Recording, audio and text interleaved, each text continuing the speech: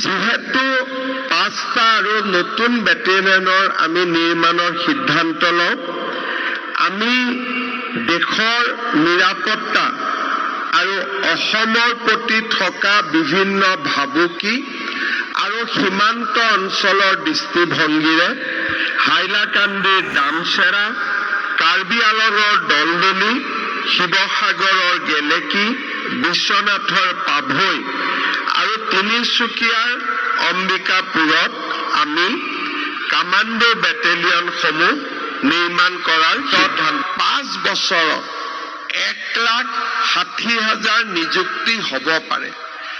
আমি কেতিয়াও ভাবা নাছিলো যে আমাৰ ৰাজ্যত 5টাকৈ নতুন কামাণ্ডো বেটেলিয়ন হ'ব পাৰে।